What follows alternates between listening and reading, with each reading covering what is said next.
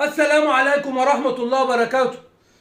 لو هنفضل يا جماعة كل مباراة نادي الزمالك يكسب بسبب الحكام او الفرقة مش عارفة تلعب او قاعدين لغاية الدقيقة 90 محروق دمنا جمهور الزمالك كل مباراة نفس المأساة بتاع كل مباراة. مبسوط يا عم ضاضة نقعد للدقيقة 90 كده على كف عفريت؟ يعني لولا ستر ربنا ولولا حكم ما عندهوش ضمير الاتحاد ليه ضربة جزاء بتاعت اموتو كان الماتش خرج تعادل في الدقائق الاخيره. لولا ستر ربنا لولا ستر ربنا الزمالك مازال بيحرق دم جمهوره. احنا تعبنا كل مباراه نفس الحكايه ونفس التمثيليه. الحكم يظلم الفرقه اللي قدامنا ناخد 3 نقط بالاكراه، ربنا مش بيسامح فيهم، نفضل زي ما احنا في المركز الرابع. ده اللي احنا شايفينه يا جماعه. النهارده دلوقتي داخل على مواقع لنادي الزمالك كاتبين منزلين جون فتوح اللي هو ما اتحسبش وكاتبين لك احلى جون في الدوري. احلى جون في الدوري ايه؟ هو اتحسب عشان تقول لي احلى جون في الدوري؟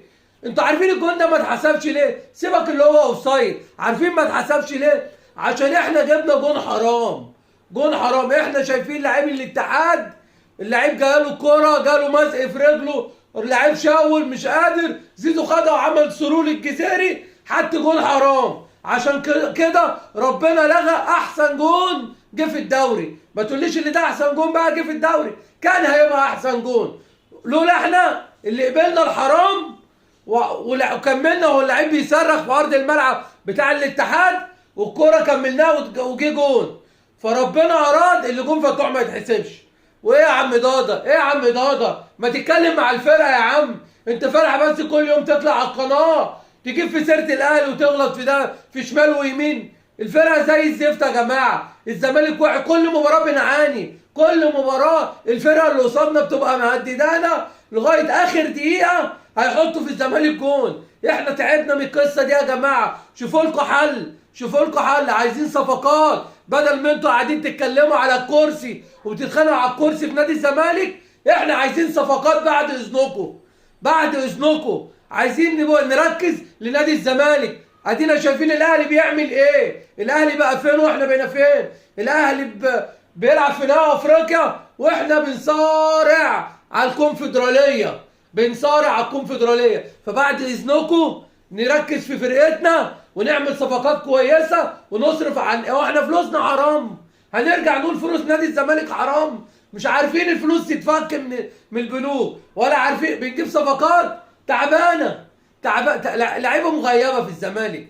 يعني فين ابراهيم نضاي؟ عمل ابراهيم نضاي 90 دقيقه ولا الهوا؟ لعيبه على الله. نضاي بقى ده توقفه في محل كشري يعبي علب كشري وسامسون يغرف له صلصه وربة اكياس صلصه وشطه. ايه يا عم اللعيبه التعبانه دي؟ ده احنا زهقنا من القصه دي والله. احنا زهقنا. جمهور الزمالك تعب يا جماعه. احنا تعبنا. شوفوا لكم حل، شوفوا لكم حل يا مجلس الاداره. فرقتنا كل ماتش مهدده اللي هي تتعادل او تتغلب. لولا وقفه الحكام واقفين وقفه رجوليه مع نادي الزمالك، وانا كراجل زملكاوي بعترف بحاجه زي كده. لولا مجامله الحكم النهارده وعدم احتساب ضربه جزاء في الدقيقه 80 لاموتو راس حربة الاتحاد كانت هتبقى فضيحه. كنا هنخرج بالتعادل ونروح للمركز الخامس. وهو احنا كسبنا كسبنا بظلم تحكيمي. الاتحاد اتظلم فيه وكسبناهم، بس فضلنا زي ما احنا في المركز. ربنا ما بيقدمناش خطوه. كل مباراه نكسبها ونظلم الفرقه اللي قدامنا نفضل في المركز الرابع. ليه؟ لان 3 نقط حرام. انا بتكلم بمورد الله. تقول بقى انت بتتزملك عاوز تبقى بتتكلم مش عارف ايه، قول زي ما انت عايز تقول. بس انا نفسي الزمالك يلعب كوره ونكسب المباراه من غير مساعده الحكام. نفسنا نروح دوري ابطال افريقيا اللي الاهلي بيلعب فيها النهائي بتاعها واحتمال يروح كاس العالم. احنا مش احنا تاني احسن فرقه بمصر. لازم احنا والاهلي يا جماعه نكون فوق، مش الاهلي فوق واحنا تحت يا جماعه. بسلم على كل الناس وعايز الناس تشير الفيديو ده في كل مكان. خلي صوتنا يوصل لمجلس الاداره، خليه يوصل للاعيبه الزمالك اللي جمهوركم تعبان. جمهوركم تعب يا جماعه والله. حسوا بينا عشان خاطر احنا تعبنا وزهقنا من الفرقه دي. ما بقاش كل ماتش احنا مهددين لغايه اخر دقيقه الفريق اللي قصادنا يحط فينا التعادل او نستنى مساعده حكم او نستنى مساعده الفار. ده ما يرضيش ربنا بصراحه. انا قلت كلمتي وعايز كل الناس تشير الفيديو. السلام عليكم.